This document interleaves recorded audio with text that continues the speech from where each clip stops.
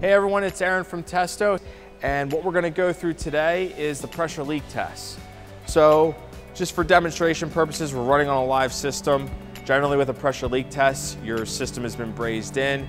You pumped a lot of nitrogen in there, again, based on the pressures that you are typically running with the refrigerant.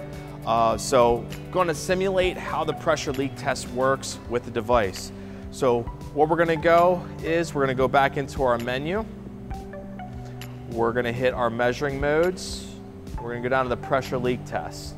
Now the pressure leak test does allow for temperature compensation, so you can use smart probes, whether you have a 905i, a 115i, or the new 915i thermocouple type CAPE smart probe. You have the ability to use that as well too to get your temperature compensation. So for now I'm using a 115i. The one thing is, since we have the new LCD screens with the larger display and you're able to get your measurements, what we're going to go ahead and do is run a pressure leak test, and you can see it's in a pie graph format.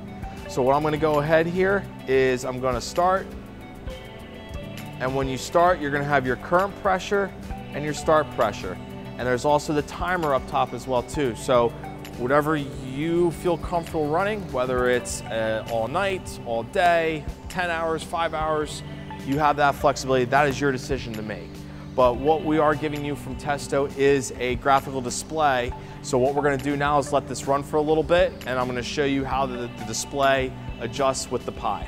All right, so we've let the manifold run for about 3 minutes, and what I wanted to demonstrate is exactly what does the final result look like. So again, these time limits are strictly up to you, but for what Testo is giving you is we're giving you the timer, we're giving you the start pressure, we're giving you your current pressure, and we're also giving you that delta pressure.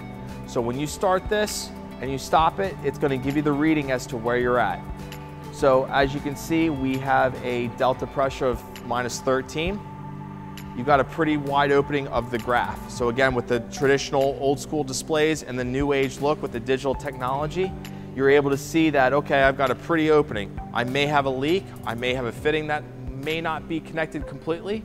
So that's where you as the tech come in, and we're able to diagnose that problem. If it's a skinnier one or a skinnier pie, you should be okay from that perspective. But again, that's strictly up to you. The temperature compensation was on, so I'm adjusting, but since I'm inside and we're doing this as a simulation on a live system, we've got the temperature compensation working as well. I also have the app running, so you're able to see the same results.